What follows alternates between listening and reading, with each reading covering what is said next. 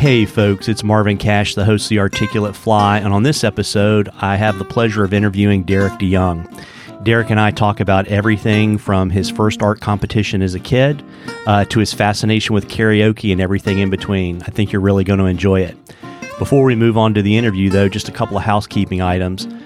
First of all, if you like the podcast, I'd really appreciate it if you tell a friend and leave a review in the podcatcher of your choice. And also, if you haven't done this yet, please check out our new mobile apps. We've got an app for the iPhone and we've got an app for Android phones. And all you have to do is search The Articulate Fly in the app store of your choice. It's free and it's the best way to stay in touch with what we're doing. And we're going to be pushing out content that's only available in the app very, very soon. And before we move on to the interview, just want to give a shout out to this episode's sponsor, our friends at Norvise. Their motto is tie better flies faster, and they produce the only vise that truly spins. To see for yourself, visit www.nor-vice.com, or even better, visit with them at the International Fly Tying Symposium on November 23rd and 24th in Parsippany, New Jersey.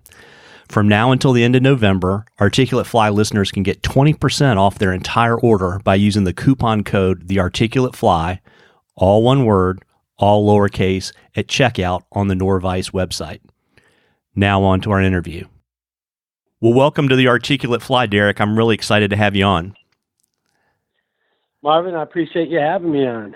And I actually knew I liked you instantly because my middle name is Marvin. Yeah, we talked about that in Denver. That's pretty funny. I don't run across a lot of Marvins. No, my grandfather's name was Marvin, and he was just an absolute awesome human being, and I'm thinking that everyone with that name has those traits. Hopefully, well, I'll try to live up to that, and I'm the fourth Marvin, so yeah, it's all good. Nice, yeah, and so that's a really nice kind of segue into my traditional Articulate Fly question, which is to share your earliest fishing memory, and I suspect some of those have to do with fishing with your grandfather. Actually, Grandpa Marvin was afraid of the water. And he passed away when I was 7 years old. So I had already begun fishing, but I really didn't fish with him too much. I would say earliest fishing memory, we grew up on Millhouse Bayou in southwest Michigan. And it was connected to the Grand River, which is the biggest river in the state. Kind of picture like a small version of the Mississippi, kind of muddy. And that goes out to Lake Michigan. It's about a 35-minute boat ride out to the big lake, which we rarely did. But as a kid, we had absolute freedom on Millhouse Bayou. And we would use our kind of pass to trespass.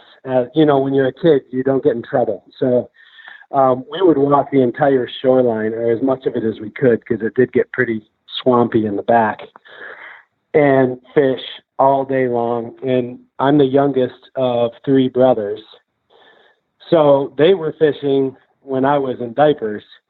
And the second my mom set me down and let me follow them, that's what I was going to do. So I just remember following my big brothers around the bayou and watching them catch fish and how excited they were. And shoot, by the time I could do it, I was already programmed to be a lifelong fisherman. Yeah, that's super cool. How much older are your older brothers? 2 and 5 years older. So just old enough where they were completely developmentally ahead of me. But I always thought I was, you know, like them. I was just really a kind of easy target for them. Any trick they wanted to play, they used to have this scary story they would tell. And I've passed this story down to kids that I've, you know, had in my life over the years. But we would be camping out in our front yard, and they'd tell this story around the campfire about Old Man Millhouse, who was the mill keeper at the back of our bayou, and at some point had some terrible accident and got sawed in half. And about the time that they would tell the gruesome details of that, one of them would jump up and and say he heard something down by the water, and they'd all go running off into the darkness and leave me by myself. So, and it worked because I was younger and absolutely terrified. Yeah, it sounds like another version of the snipe hunt.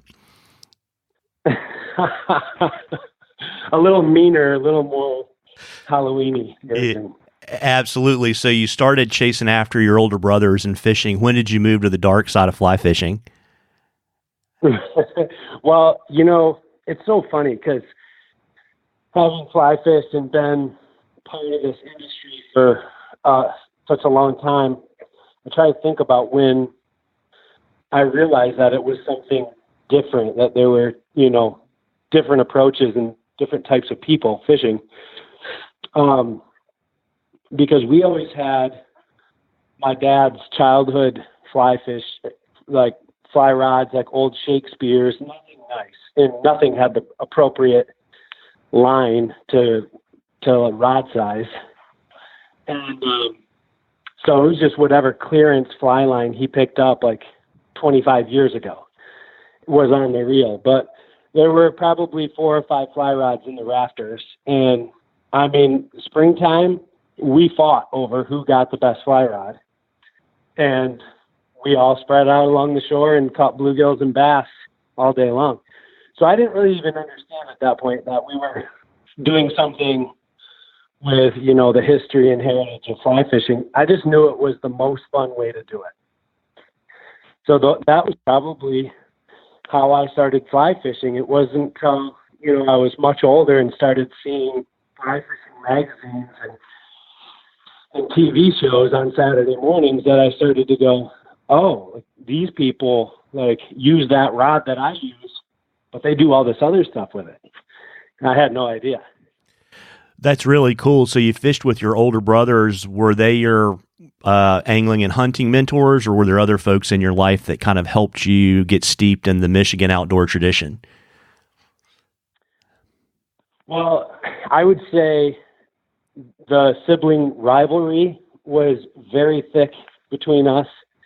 And being the youngest, I mean, if I could outfish one of my older brothers, that was like winning the Super Bowl. So, and we're all very competitive. So yeah, they definitely got me to try as hard as I could because, boy, if I outfished them, I was going to tell that story for years to come. And my oldest brother, Matt, still to this day fishes a lot. He's the editor of our hometown newspaper. But for a lot of years, he was like the sporting outdoors editor. So that was kind of cool and kind of followed his upbringing as well with fishing and hunting. But my dad, his brothers, grandpa on my dad's side, they all are huge fishermen in every type of, they like to food fish, really. Walleye, perch, bluegills, anything that fries up real good, that's what they want to catch. And watch out, because they have they're those sixth sense type fishermen. You can go try to catch perch with Uncle Dar. He'll have 25 in the boat before you even get a bite. So it's just crazy, I'm sure you fish with people like that. Yeah, super dialed in. It's just a lifetime, almost generations deep of just having that mindset. Yeah. And, but yeah, and anything that you can hunt for, they hunt for. That they live and breathe it. So yeah, it all seemed pretty normal to me. To put it in terms of a mentor, doesn't seem right. It's more so if you grow up on a ranch with cattle and horses, that's just what you do and what you know. You think everybody does that, right? Yeah. But, I learned later on, it was funny, in high school, I didn't have a single friend that was into fishing. I would bring all my friends that I played athletics with out fishing, and they'd get so mad because I'd tell them, let's just go out in the little shore boat for an hour.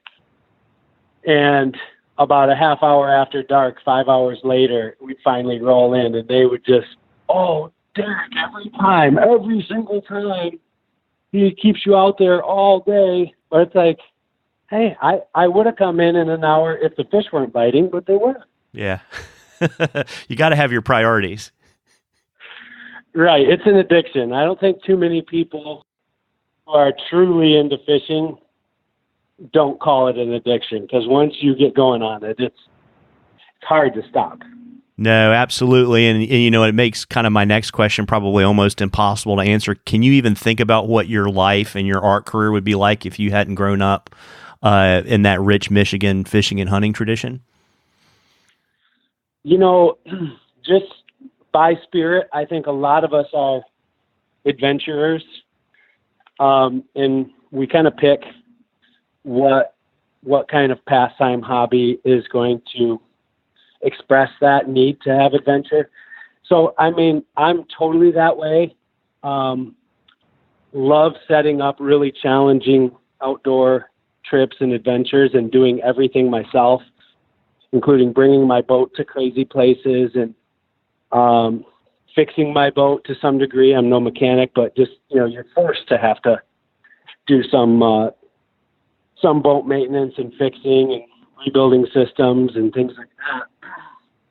So I don't know if I had no experience doing the whole fishing thing. I think it would just be some other type of adventurous thing like mountain biking or hiking or some type of water sport. Got it. And, learning more about you preparing for the interview, I mean, it was, I think from a very early age, like elementary school, you were referred to as the artist. And I was just curious when you decided to make art your career. Never decided it because it was never in question. I was always going to do it. One of those stupid, just like non-questions. Derek's going to be an artist. Like amongst any group I was with, that was what was expected of me for my future. And I never questioned it. And it's probably a big reason that I've had some success. Because I never thought like, oh, I'll switch this up. Like, or maybe I could do this or that. It's like, no, when I got into, quote unquote, being a professional artist, which I would consider once I got out of art school, the economy was absolutely trashed. And I was in Michigan. And for everyone out there who doesn't understand how tied to the auto industry Michigan is, you've got the huge actual GM and Ford plants that many people got laid off from. But there were shops, machine shops, pattern building, all kinds of different industries that were completely based on making bumpers and mirrors and parts for those cars. And those were spread all over Michigan. And all of those people were making good money, potentially able to buy art, and they were all laid off too. So that's what I came into, trying to sell paintings. And I remember people just going, oh my gosh, like these are just terrible breaks for you. Here you are, this talented artist. You likely would have made a great living at it, but here you are in this economy. You're not going to make it. And I just thought to myself, I have never had more than a couple bucks in my pocket. I don't need to get rich, but I do need to make my art. And this is what I want to do. So there's just not even a question. I'm going to push through and make as much or as little money as I can selling my paintings. And it's just funny because over the years, people who really are concerned and care for me most of them have put their foot in their mouth and advised me to switch careers.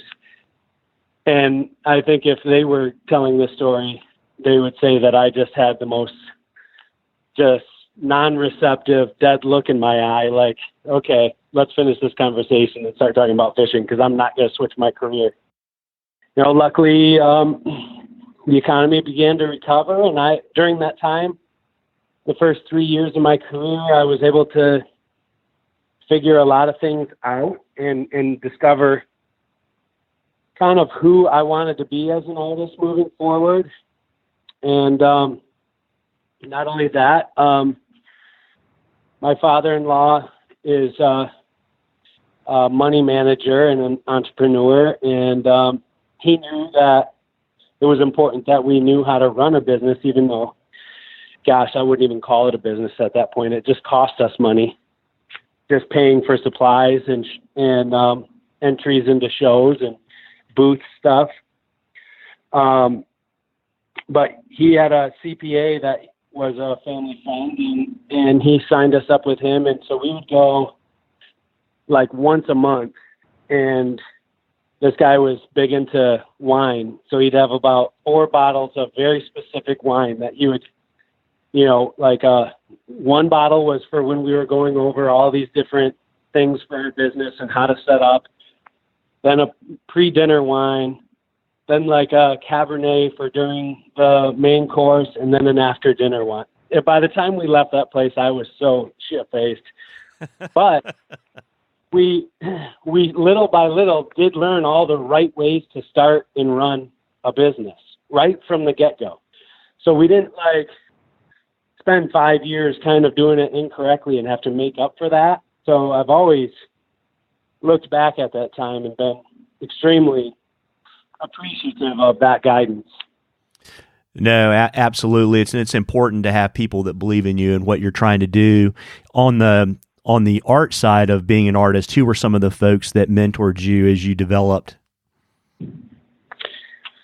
Well, this is kind of one of the most impactful things that happened to me as an artist, because when I was a kid, I wasn't all that humble about my art. I thought I was going to be the next big thing. And I guess, that's what my grandparents told me, so I believed it and had no reason why to question it. So my art teacher, Mrs. McGelfish, that's a real name,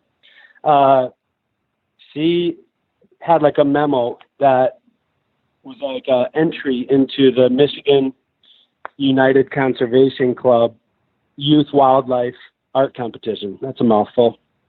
And anyway, she walks right over. She doesn't even like read it to the class. She just walks right over, sets it in front of me. And at the time I was in, I think, 4th grade. So I brought it home. My dad and I read over it, and I got a nice piece of paper, got my pencils out, and set up a desk in front of his trophy-mounted walleye in the basement. And I sat there and carefully drew this walleye and looked up what kind of minnows they eat in Michigan and in the encyclopedia. We didn't look at the computer. And I got, some pictures of those minnows. I drew 5 or 6 minnows in front, a few little rocks and weeds. And the first place prize was a $200 savings bond. I didn't even know what a savings bond was, but I pictured it as cash in my wallet. And I absolutely already had like 3 fishing rods and a bunch of lures picked out from the big Bass Pro catalog that sat around our house. So we drive the 2 hours to Lansing, the state capital. My cousin came and met us. She was going to school at Michigan State. And, I thought we were going to walk in and they were going to spot me and go, "Oh, there's the winner. Here's your blue ribbon."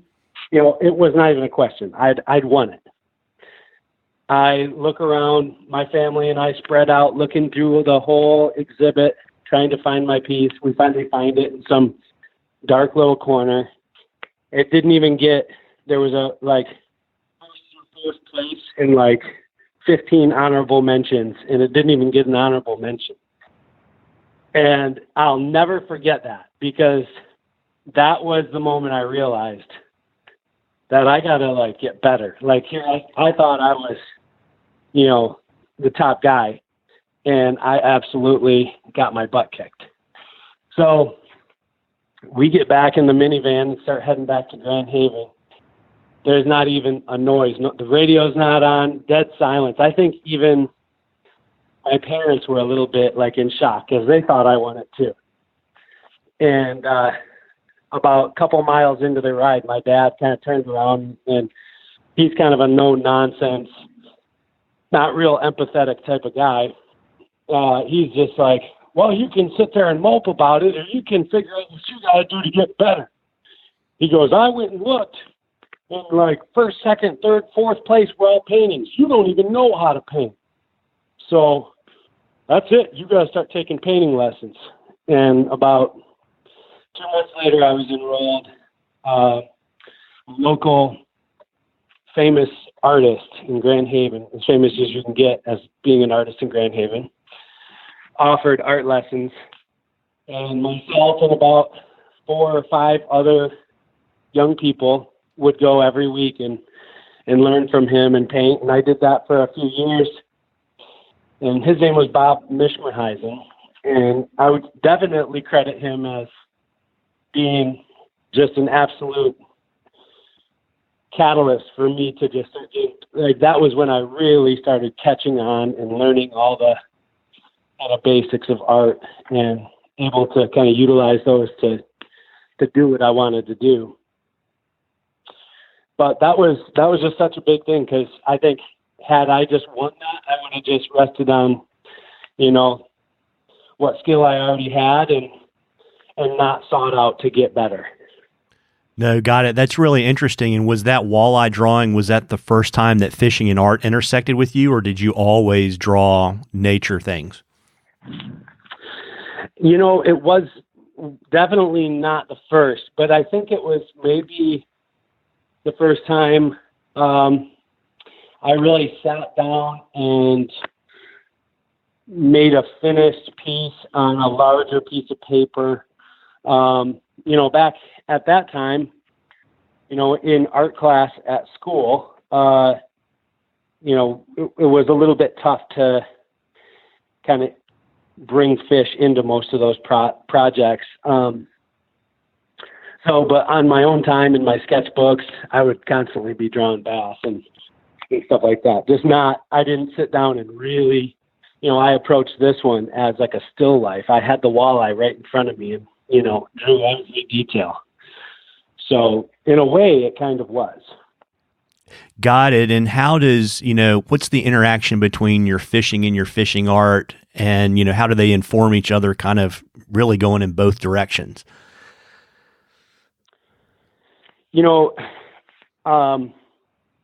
I think had I been an artist for, a long period of my life and then started fishing, I would probably approach fishing much more so as just an extension of my art. And I would say people who fish with me would definitely say Derek is, everyone's got their own approach to fishing, right? If you're very scientifically minded, you can break it into really enjoying that part of fly fishing, the entomology, and, some people, it's all about tying the flies. For me, it is about like that visual experience. And, but I'd already been fishing for, my whole life, as well as doing my artwork. And I'm a very workmanlike fisherman. I work really hard at it. And I want to do as well as I possibly can. That being said, if it's not the right day, I'm able to, the older I get, the more I'm able to chill out. But, no, I give everything I've got to it. Yeah. So it's really just like your art. It's kind of, it sounds like you're kind of full speed in whatever you're focused on at that moment. Yeah. I mean, I think about down in the Keys, bringing my friends and family out, and a lot of them, don't have much experience fishing the salt. I'm very kind of intense about making sure I've trapped some pinfish and I've got some pinfish in case the fishing's tough or we see an opportunity. And I've got all the rods rigged. I sit at night and rig rods. I'm not the kind of guy who's going to show up at your boat and go, well, what should we rig? Like, I've sat there and had my scotch or a glass of wine the night before and rigged everything and thought about it, because that's what I love doing. Yeah, no, it's really, it's kind of funny you say that, because there's a whole kind of meditation and so many things around fishing that have nothing to do with catching the fish. No, it runs a lot deeper than that, doesn't it? It does. And we talked about this a little bit in Denver, and I know you've shifted over time, but what's your preferred medium and how has it evolved over your career?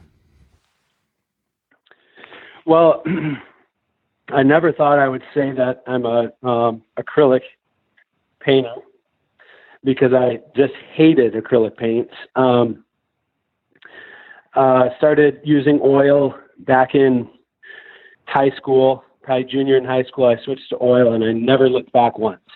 Couple of times just because I needed to do a project and have it dry quick, I used acrylic, and I just was like, how do other artists use this? I hate it.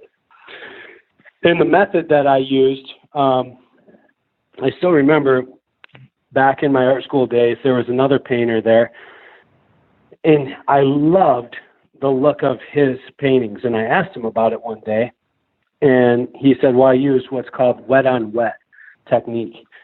And I'm like, okay, what's that?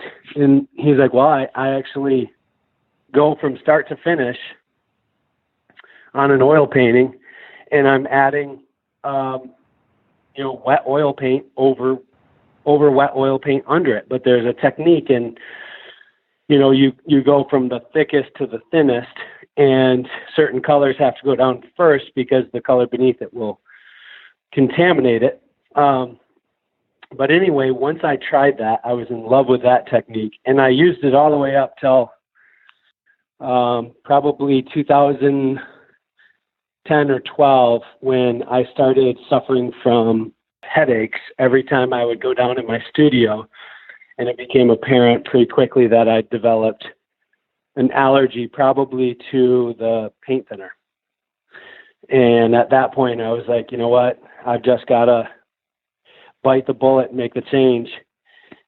And it was a tough 6 months. All the techniques that I had developed were, I don't use at all. So those little trademark little things that I would do that you would see in my paintings versus other people's, like, now I'm starting at a very, more elementary level. And it was actually a really good thing, because it made me, again, push hard to learn this new medium. And I think I'm a better painter now with acrylic than I ever was in oil. And I've developed all new tricks and ways of working and favorite colors. I mean, for me, I've got like 6 or 7 colors by a certain brand that I wouldn't know what to do if those weren't laying there under my easel, because I just love those colors so much. And in oil paint, I had my 6 or 7, and now in acrylic, I've found those too. So it all worked out in the end, but it definitely was a tough transition. Very cool. And I know early on in your art career, you realized the importance of developing a unique style. Why is that so important for an artist? I had a professor back in the day, Sandy Ringlever was her name, at Kendall, small art school in Grand Rapids, Michigan. And I would do a project for her class that I absolutely, just felt like I killed it. I just would come in so proud, thinking it's going to be one of the best in the class. And she did me the favor, as did several other professors, of never, being impressed with my art. Like, that is such an important thing for a professor, because if you're just going to go, oh my God, look at this, this is amazing, and just give me praise, once again, I'm just going to kind of think I've made it. She would look at it and go, well, this is all well and good, but I've seen 150 of these in the last 2 months. What separates you from them? It's not vastly better and it's not different. It's just more of the same. And she'd hand it back to me. And I at the time was just blown out of the water, like so sad. And I've got the typical artist ego that's quite fragile, but I also am the type of person who works very well off of negative criticism. So it's important that I have people that'll keep me, pushing forward. So I would walk back to my house and just sit and think about what she said. And it didn't take long for me to realize, like, I'm able to come up with something fresh and new that she hasn't seen ever before. I just have to harness that. And that's when I really started focusing on how to, approach things in new ways, make people see things in a new way, or just take a subject to a new place, and how much fun that is. If you're seeing fish in the same genre of painting over and over again, what happens is it just gets stagnant. And even if it's done beautifully, you kind of, oh, yep, that's another scene like that. Okay, seen those before. That's a nice one, but I didn't want that. As an artist, I put my absolute heart and soul into my artwork, and to have someone, barely glance at it would just not do justice to what I'm trying to do. So I really wanted to push fish art to a completely new genre, new space. I'm not sure what the right term here would be, but I didn't want it to be the same old thing. I wanted people to really have to look and examine my art in order to, understand what's going on or appreciate what I've done. And I guess that's really what started me off with feeling like I wanted to do something, totally different from the pack. Got it. And so how would you describe your style? Maybe ADD. I'm super easily bored. And I love doing new things. The crucial part is that each kind of series of paintings that I do contain a quality level, a palette maybe, just things that are derivative to previous styles, not to completely step away from what I've done in the past. And I do think that's important, but at the same time, I was telling you about doing some film editing yesterday, and when I watch the raw footage as I put it together, I'm constantly going, am I bored? Is this droning on? Because if I'm bored, like, whoever else watches this was probably bored 3 seconds earlier. So I got to figure out a way to keep the energy going, keep it fun, keep it exciting. So I feel like my viewers of my art, it's the same thing. If I'm bored, they're bored. So I've got to keep entertaining myself and figuring out new ways of doing things and improving and evolving as an artist so that they can see that evolution and get some joy out of it and see, see their favorite subject matter, which is fly fishing, in a new way that they haven't seen before. No, that's really neat. And kind of stepping back a little bit, what does that arc of evolution look like, say, from when you got out of art school to where you are today? Well, okay, in my office, which it's actually Janelle's office. Janelle runs the Young Studio and keeps me organized and moving forward in my career. So in her office is a large photorealistic painting of one of my childhood neighbors, this old guy. He was just very interesting to me. And it's probably 5 foot by 3 foot. And I used the grid. I did the grid system where I took a photo of him. I put a grid down on the photo. Then I put a grid down on the canvas. And then I enlarged every grid space on the photo to be like 17 by 11, whatever size paper I had. And then taped that above and just tried to capture every detail I could in that giant, thing. And then I'd move to the next square. And a lot of people still do stuff like that.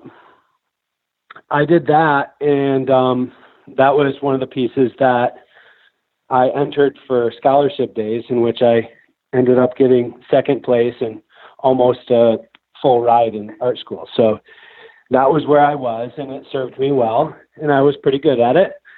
Not as good as some of the guys you see now doing that type of stuff, but I knew that wasn't my future. It didn't really connect with kind of my energy level.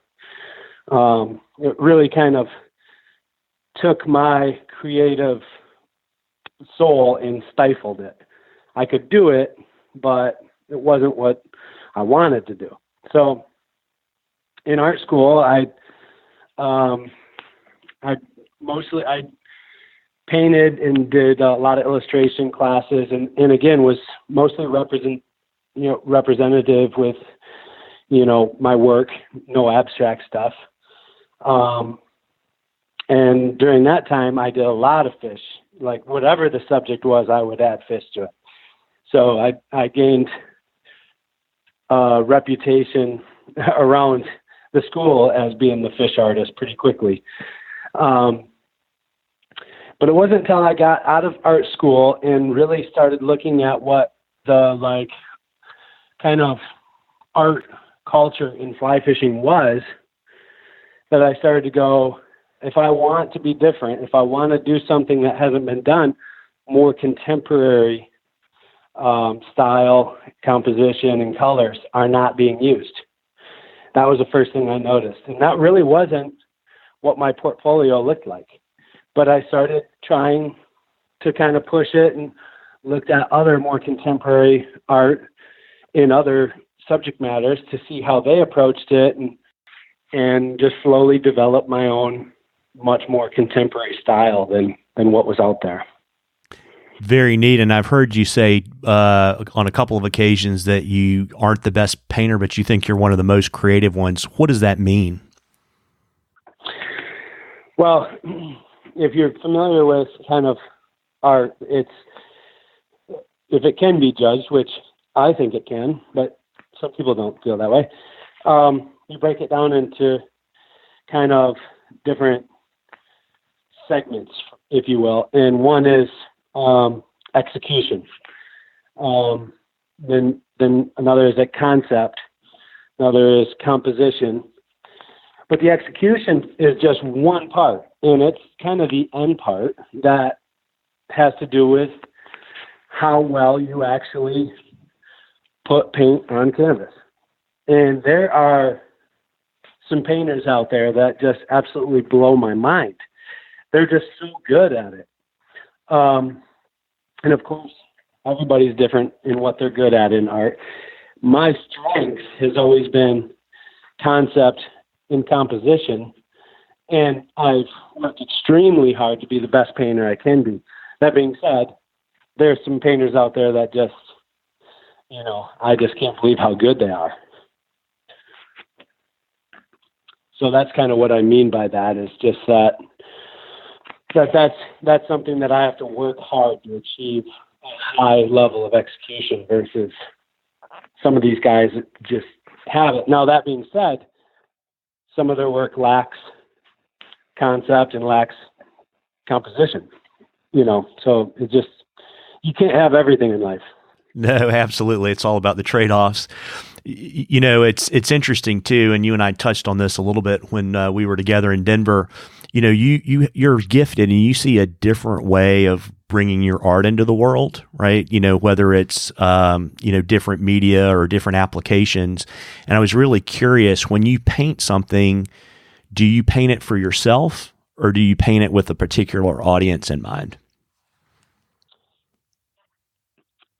Definitely paint it for myself.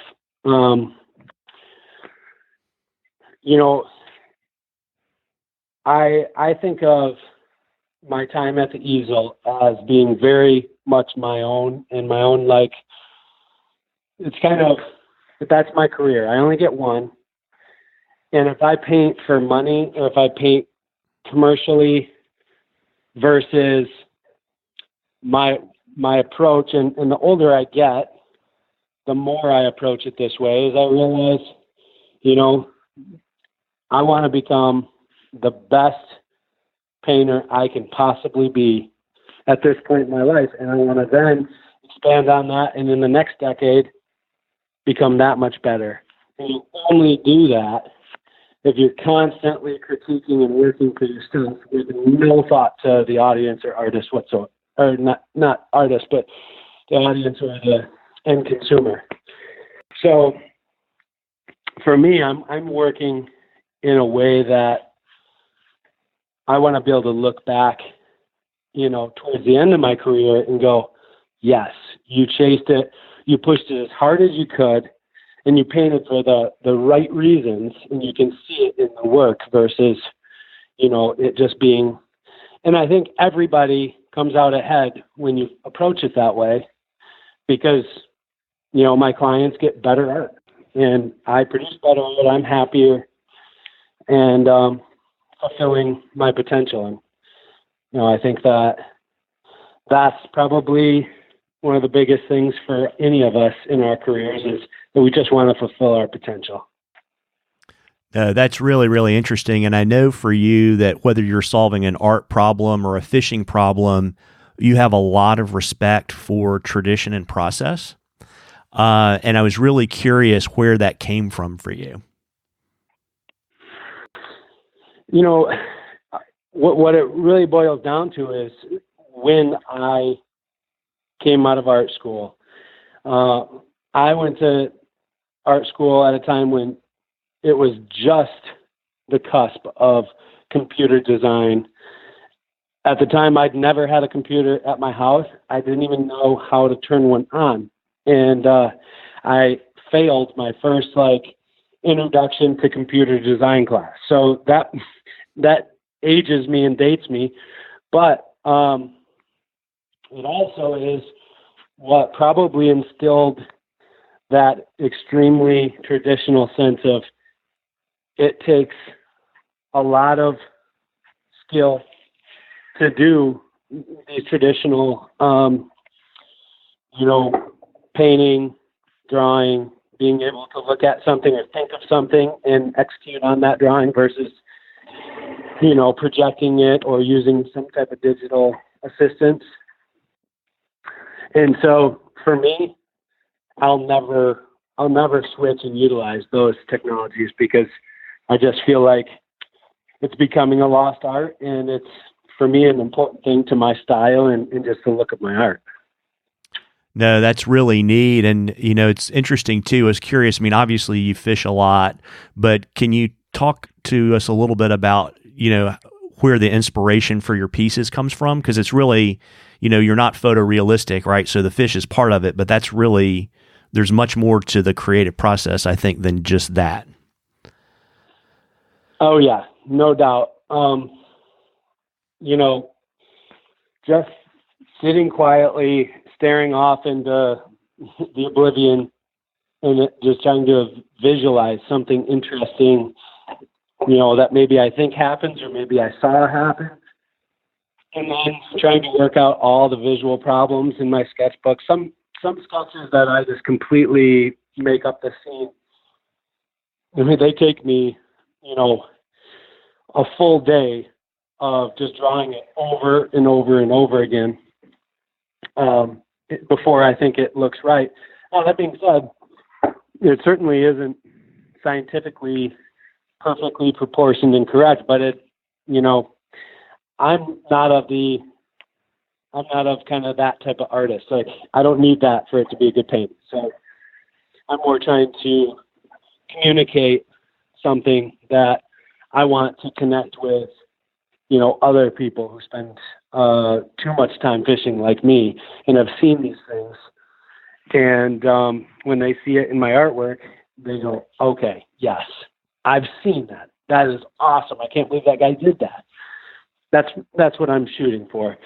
And that said, I love filming fish.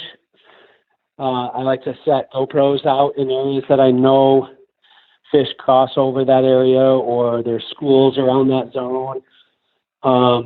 And I'll get 3 hours of footage, cut it down to 15 minutes where the fish was present, and then I will take freeze frames from that video and sit in front of my computer with my sketchbooks and draw just gesture body positions that I see the fish in, and just learn and absorb how a fish moves and what ways it bends and how does it hold its fins when it's doing this or that. And that's been a really cool thing for me to be able to do, just to really learn a lot about fish. Yeah, that's really neat. And so in terms of when you go to actually paint, do you like to paint every day, or do you basically block out and say, I'm going to really go hard for this period of time, and then I'm going to take a break and do something else for a while? So Marvin, back in kind of about 10 years ago, when I kind of first hit the scene, and I'll be honest with you, my prices were much cheaper and people were seeing my work a lot in the fly fishing magazines and stuff. I would probably work at the easel 45 hours a week.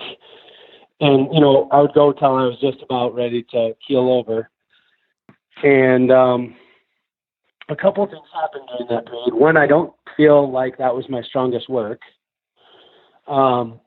Two, I developed just this crazy, back, I don't want to say injury, but what happened is, from doing all that detail work day in and day out, it started to kind of tighten up my entire arm all the way, till I couldn't even sleep at night because my pinky would be just hurt so bad. All the muscles and tendons pulling on it. And I also wasn't very happy, to be totally honest with you. I would, I enjoyed what I was doing, but I didn't have that sense of really doing my best, because I was just not giving myself the opportunity to recharge. So at a certain point, I kind of recognized that and decided to change the way that I ran my entire career, and started taking less commissions, and doing 2 or 3 paintings in a row, and then taking a week off.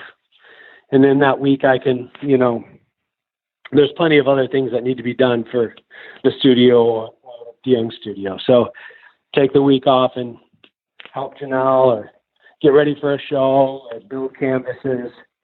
And of course, spend some time on the water chasing fish. And I have found that has completely changed how I paint, how I feel about my artwork.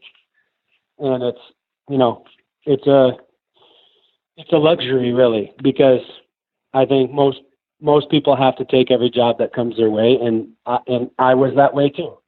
But I just eventually decided that wasn't how I was going to move forward. Yeah, it's interesting you say that, because I would completely agree with that. I think creating the space to live your authentic self is much harder than most people think. You have to commit to it. I really think that you have to, especially being, I have no boss who's going to either A, work me like a rented mule, or B, say you need to be, more concerned with your life balance. I have to recognize these things and make those choices. And I've become much more capable of doing that as time's gone on. But, in my 20s and early 30s, if someone wanted me to do a painting for them, I was going to do it. And I was going to, take every job I could get. No, totally get it. It makes a lot of sense. And, one of the things too that's interesting, right? We talked a little bit earlier in this interview about how you have a different way of seeing where your art can live in the world. And I was really curious if your creative process is different for making an original versus maybe you have an idea that you think is better represented on a branded product. Is the process the same or is it different? It's very close. It's not exactly the same. But another one of those kind of career decisions was this. Janelle and I produce a line of product that showcases my artwork, and we sell it on our website, and we sell it wholesale to shops all over the place. And it started to become apparent that, we need this illustration, or wouldn't this be a great thing? Can you quickly do that? And before you know it, you have just folders of all these, what I wouldn't consider to be fine art. And I finally just one day said, Janelle, we got to sit down and talk. I'm not going to do this anymore. DeYoung Studio moving forward is based upon my fine art. So what inspires me, what I feel drawn to do at the easel is then what's used on the product, not what product do we want to do. Okay, go in and do a piece of art for that. So I just feel like long-term for my career, that is going to make me do better work, become a better artist. And, it's me who's at the wheel. I've got to choose if I'm going to be an illustrator or a fine artist. And me personally, I want to be a fine artist. That's all I've ever wanted. That's really neat. And, kind of shifting gears a little bit to talk about community, do you, are there artists that you share ideas with, or do you like to figure things out more or less on your own?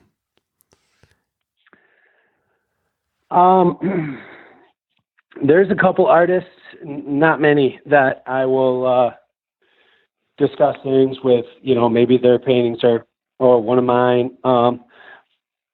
More so than that, we just talk about the industry or just kind of, the commonality of our careers and what we go through and commiserate a little bit and make jokes about it. I think that's probably more important than actual art critique or anything like that. Although once in a while I'll use those guys to eye something that I know isn't right and I don't have the right reference for it. So I've got to solve that visual problem, just based on what I know. And sometimes having another set of eyes on it can really make the difference.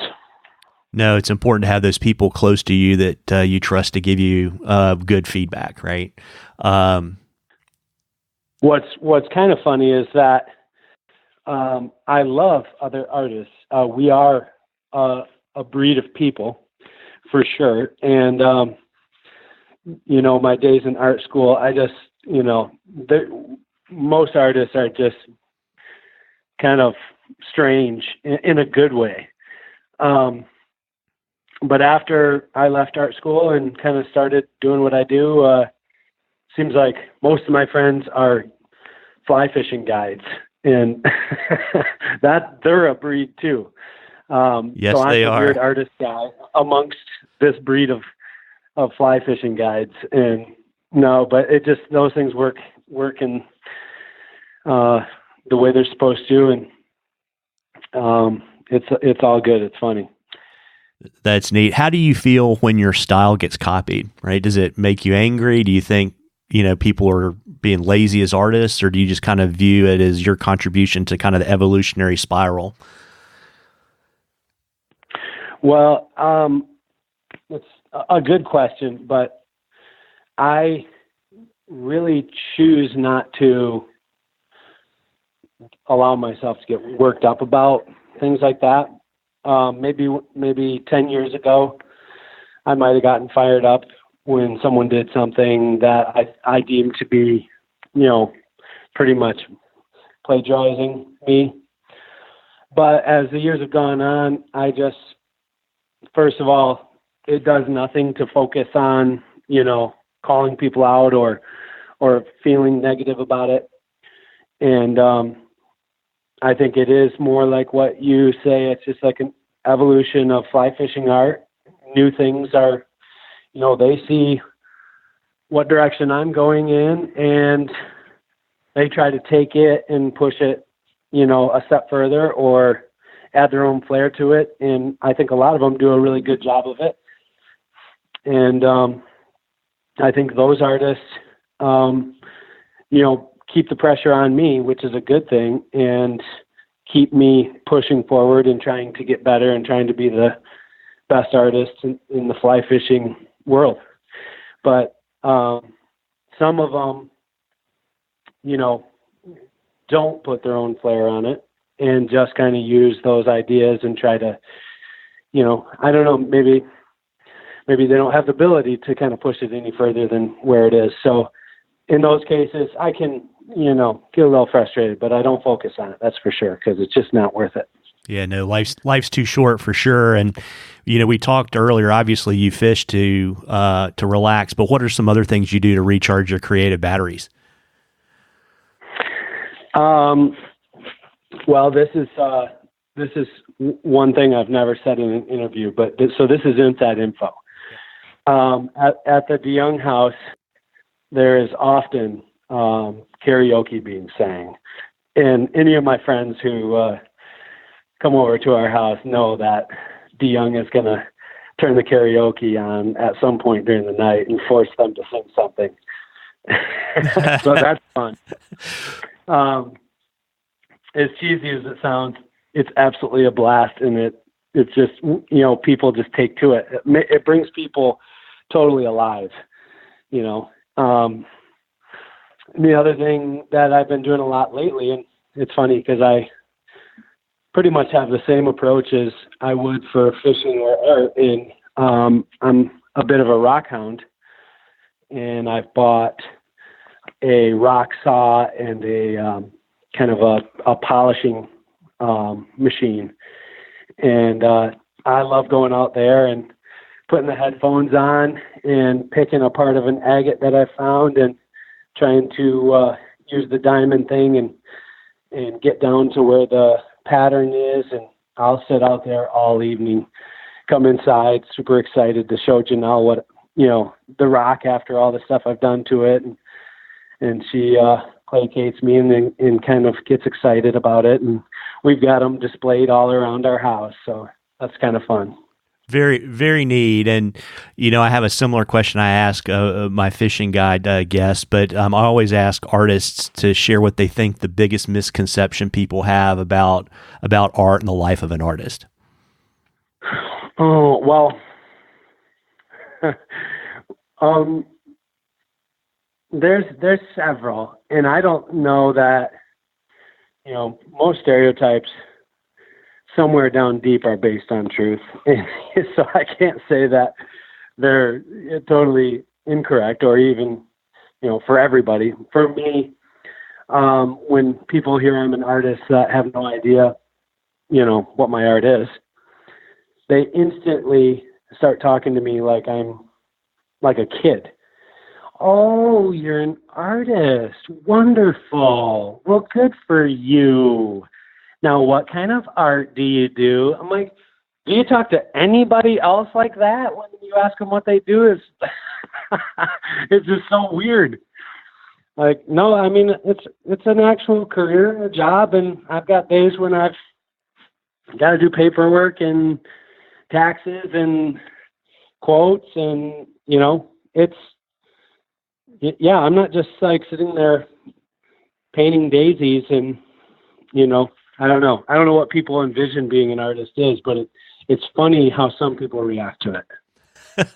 That's a funny story for sure. And, obviously, and we were talking about this yesterday, you've become one of the most visible, successful brands in the fly fishing art world. And I was wondering if you could share with us that moment where you knew you had moved, beyond. I think you said when you graduated from art school, you said, now I'm a professional artist. When you moved from that point in time to you're like, I'm a brand. That's a good question. I kind of feel like, reflecting in that way is hard for me because I still feel like I'm midway through the race. So maybe someday I'll break it down and figure that out. But it was probably in the first couple of years of living in Montana. I moved from Grand Rapids in the house that we lived in through art school.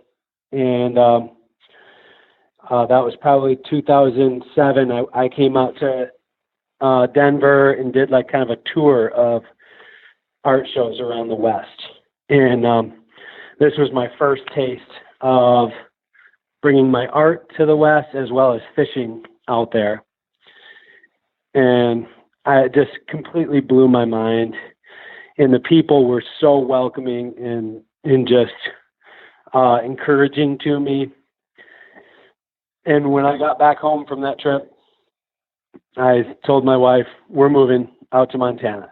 And she pretty much just started bawling because she, it's a little harder thing for some women. She had a good job and things were stable and she understood how, and now here we're going to throw a wrench in it, go out to Montana where we don't know anybody and we don't, she doesn't have a job.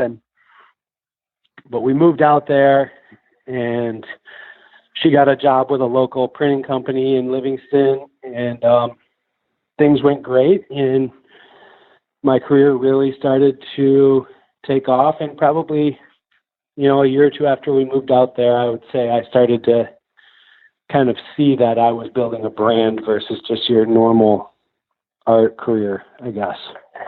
Very neat. And I know you've got a different approach too. So, most artists, they'll sell their originals and they'll license, prints and things like that. But pretty early on, you realized that you wanted to control your brand more closely, and you created DeYoung Studios.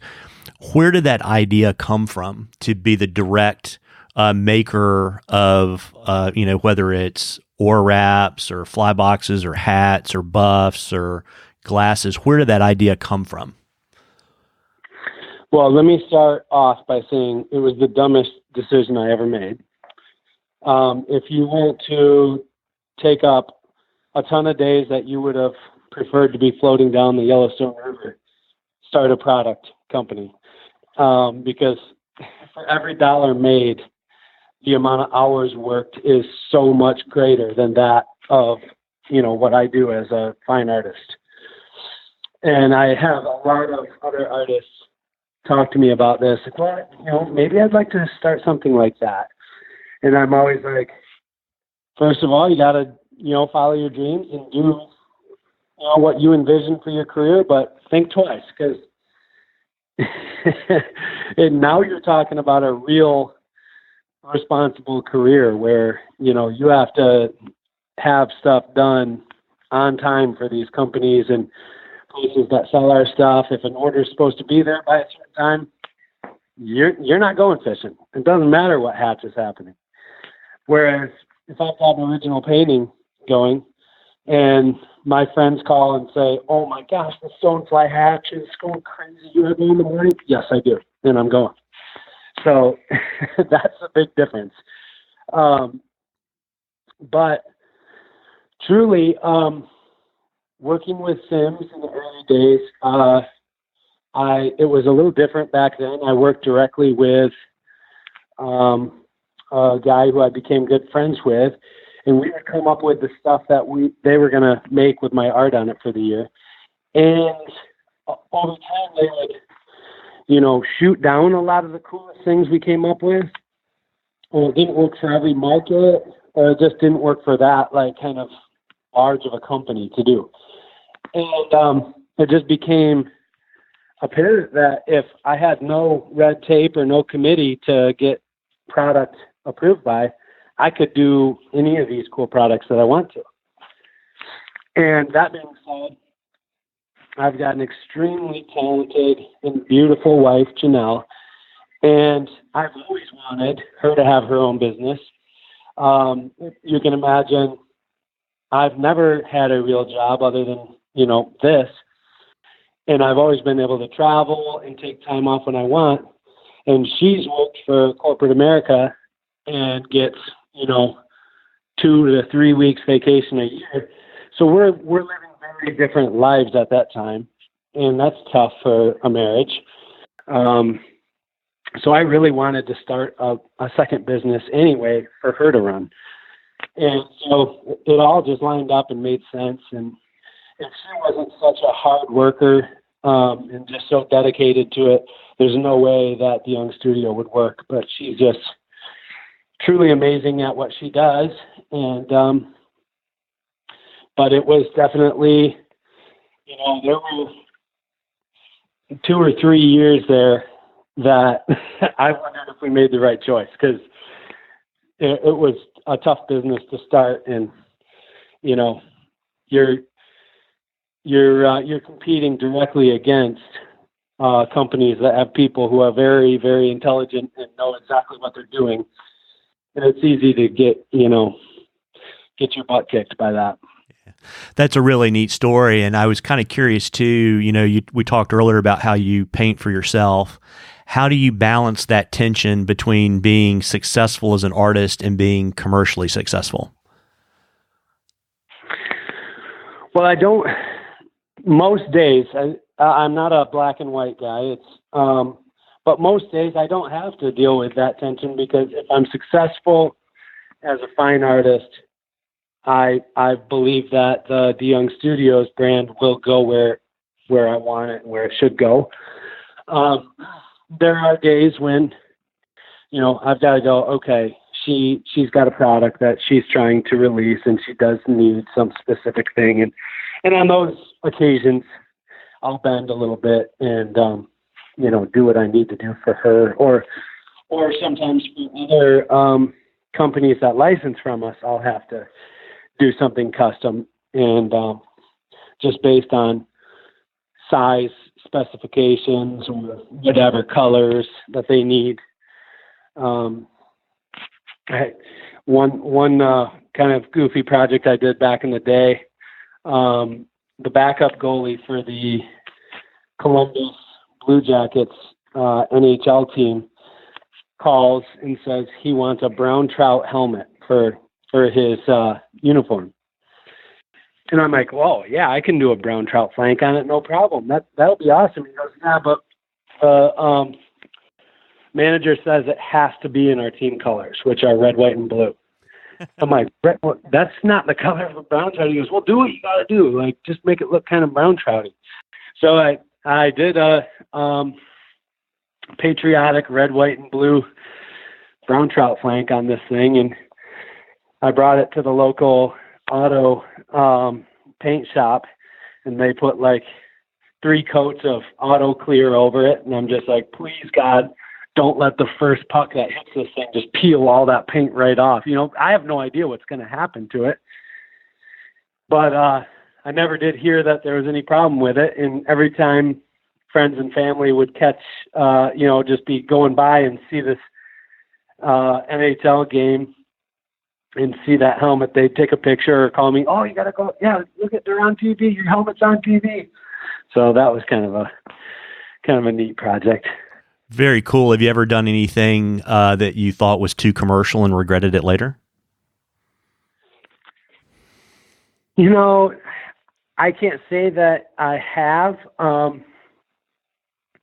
because it's all a learning process. And if I were to say that it's all been equally as successful, each thing would be a complete lie. Some stuff just hasn't worked.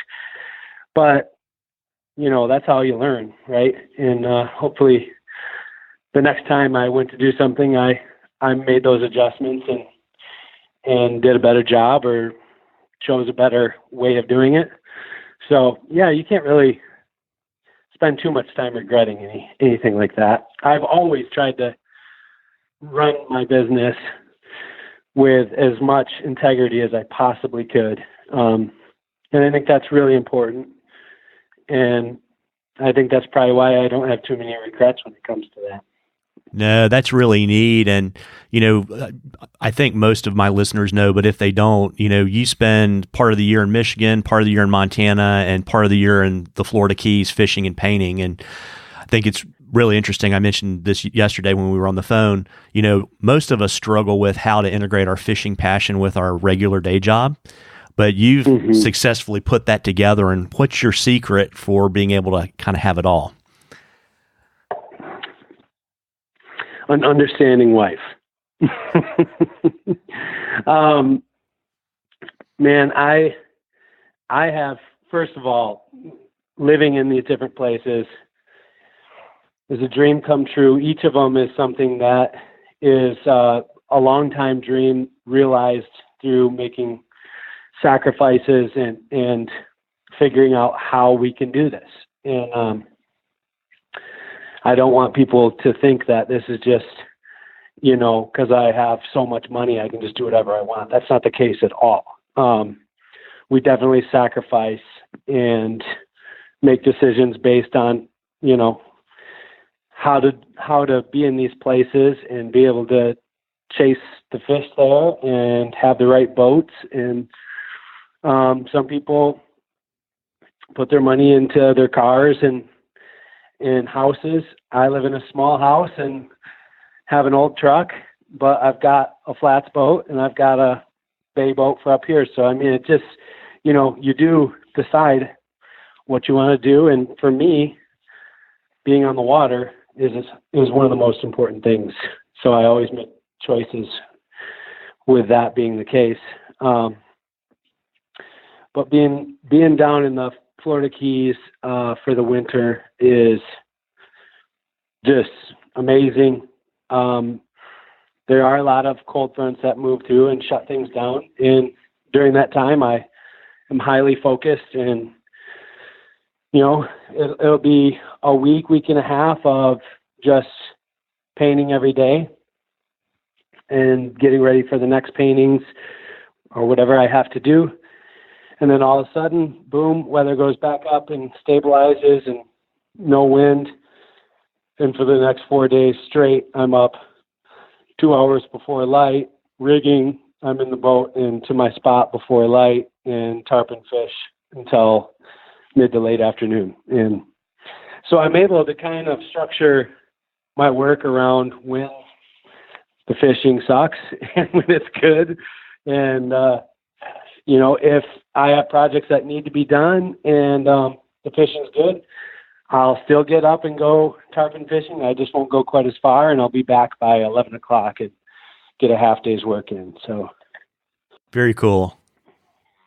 Yeah. I mean, it's a really cool kind of balance, but, you know, as much as it sounds like an excuse that someone would tell their wife, being out there fishing definitely is a big part of my mindset and my work at the easel. So if I'm not out there chasing fish, the authenticity and the passion in my artwork wouldn't be there. I truly think that. Makes a lot of sense. Can you share with our listeners some of the projects you're working on right now? I've just finished up, and if you follow me on Instagram, maybe you saw it, the pumpkin seed permit, which maybe you love or maybe you hate, but you got to admit it at least made you smile, and sometimes that's enough for me. I love that piece. I love pumpkin seed sunfish, and to put those colors on a similar shaped giant permit, I thought was just really fun. And along with that mount, so just to explain what it is a little bit, I'm painting on a fiberglass primed, ready to paint mount that I order from a taxidermy supply shop. Another thing that I'm doing is a series called Trout Tarpon, and that's just painting, you know, the colors and patterns of different trout on a tarpon. And as much as it seems like way out there, and, you know, I'm always very cognitive of, is this crossing the line into being hokey or is it fabulous? And, you know, when you're doing stuff like I do, you're at danger of going past that line. And everyone's got their own opinion. Maybe some people think that I have crossed that line, but I think that, as long as your concept is strong, then you don't go into the hokey zone very quickly. And with trout tarpon, I think that, people who just passionately love catching trout, even little trout in mountain streams, they're the kind of people who just sit with the trout in the water, on your knees in the river rock, just looking at the sun shining on those colors. And to them, there's just nothing better. Then, on the other hand, they go down to the Keys and fish tarpon in the spring, and the adrenaline and the skill and the visuals of a school of tarpon coming up towards the boat, and you have to make that cast. Like, it just appeals to them on a whole nother level. So to take those two things and make it, one piece of art, it just connects with people. And it's been cool to see how much people have loved that. So I finished a couple of those this fall too. Very cool. And before I let you hop, why don't you let folks know where they can find you and on the internet, and where they can find you on social media? Well, I try to make it easy. Just my name, Derek, DEREK, DeYoung, DEYoung. That's my website, derekdeyoung.com. And then on Instagram and Facebook, they can find me just at Derek.DeYoung. And I post most of my current projects that I'm working on, or fishing adventures, or whatever I'm doing. I'm pretty good at getting a couple shots up on there, so you can follow along with what I'm doing. Very cool. Well, I really appreciate you taking the time out to chat with me on this snowy Michigan morning. Yeah. Yep. Not doing too much fishing at this point. So this is a good time of year to get me on the horn. Well, I really appreciate it, Derek. Thank you so much. Thanks for having me, Marvin. Well, folks, I hope you enjoyed the interview as much as we enjoyed bringing it to you. Again, thanks to our sponsor, Norvise. Check out the Norvise system at www.nor-vice.com. And don't forget to use the coupon code from the top of the show to get 20% off between now and the end of November. And folks, thanks so much for being a listener. We really appreciate it. Do us a favor. Please leave us a review in the podcatcher of your choice and subscribe, or even better, check out our new apps in the Apple App Store or in the Android store of your choice. All you have to do is search The Articulate Fly. Thanks again, everybody. Tight lines.